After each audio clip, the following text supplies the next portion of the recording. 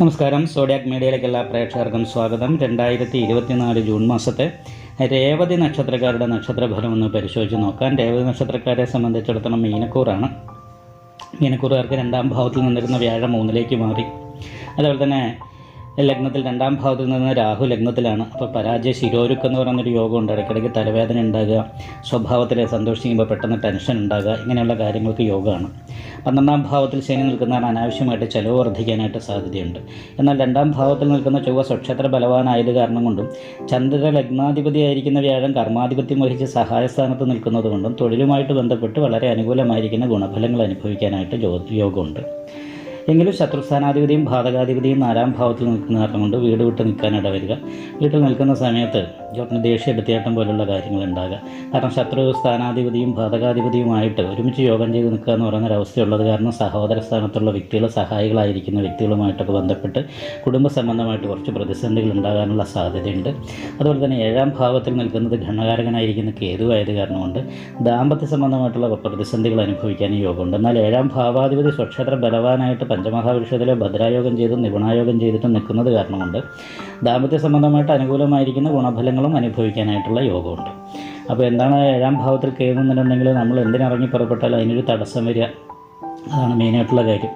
അതുപോലെ തന്നെ നമ്മളിലേക്ക് വരേണ്ട ഗുണഫലങ്ങൾക്ക് ബ്ലോക്ക് വരിക, ഇങ്ങനെയുള്ള കാര്യങ്ങൾക്കൊക്കെ ബാധാസ്ഥാനത്ത് ക്ഷുദ്രകാരകനായിരിക്കുന്ന കേതു നിൽക്കുന്നത് കാരണം കൊണ്ടുണ്ട്. അപ്പോൾ ശത്രുദോഷം കുറച്ച് സ്ട്രോങ് ആയിട്ട് അനുഭവപ്പെടാനുള്ള സാധ്യതയുള്ളത് കാരണം കൊണ്ട് ശത്രുദോഷത്തിൻ്റേതായിരിക്കുന്ന ഫലം കൊണ്ട് നടുവേദന പോലെയുള്ള രോഗങ്ങൾ, അടിവയറ് സംബന്ധമായിട്ടുള്ള രോഗങ്ങളും അനുഭവപ്പെടാനുണ്ട് വരിക, കുടുംബത്തിൽ അസ്വസ്ഥയും ദാമ്പത്യ സുഖക്കുറവും അനുഭവപ്പെടുക, ഇങ്ങനെയുള്ള കാര്യങ്ങൾക്കും അനാവശ്യമായിട്ട് ചിലവ് വർദ്ധിക്കുക, ബാധ്യത വർദ്ധിക്കുക, ഇങ്ങനെയുള്ള പ്രശ്നങ്ങൾ കാര്യങ്ങൾ കൊണ്ടൊക്കെ മനസ്സമാധാനം കുറയാനുള്ളൊരു സാധ്യതയുണ്ട്. എങ്കിലും വരുമാനത്തിൽ വർധനവിനുള്ളൊരു യോഗമാണ് കാണുന്നത്. 2ാം ഭാവാധിപതി സ്വക്ഷേത്ര ബലവാനാണ്. അപ്പം കർമ്മസംബന്ധമായിട്ട് അനുകൂലമായിരിക്കുന്ന ഗുണഫലങ്ങൾ ഉണ്ടാകും. കാരണം പഞ്ചമഹാപുരുഷത്തിലെ ഭദ്രായോഗം ചെയ്ത് നിൽക്കുന്ന സേനാനായകത്വമാണ്.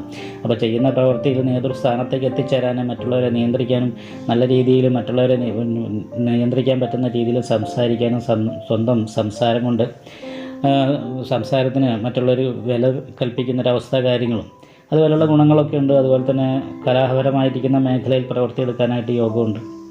അപ്പോൾ പല രീതിയിലും നല്ല ഗുണങ്ങൾ അനുഭവിക്കാനായിട്ട് യോഗമുണ്ടെങ്കിൽ പോലും ബാധാസ്ഥാനത്ത് കയറി നിൽക്കുന്നത് കാരണം എല്ലാ കാര്യങ്ങൾക്കും തടസ്സം മുന്നിട്ട് നിൽക്കാനുള്ള സാധ്യത കൂടുതലാണ്. പ്രത്യേകിച്ചും ദശാസംബന്ധമായിരിക്കുന്ന സമയം കൂടി അപ്രിയമാണെങ്കിൽ, ദോഷസമയത്ത് അഷ്ടമാധിപതിയിലൊക്കെ ദശാകാലമാണെങ്കിൽ ഈ സമയത്ത് വ്യാഴപ്പിഴവിൻ്റേതായിരിക്കുന്ന വിഷയമുള്ളത് കാരണം കൊണ്ട് പ്രതീക്ഷിക്കുന്ന രീതിയിലുള്ള അനുകൂലമായിരിക്കുന്ന ഗുണഫലങ്ങൾ അനുഭവിക്കാൻ സാധിക്കില്ല.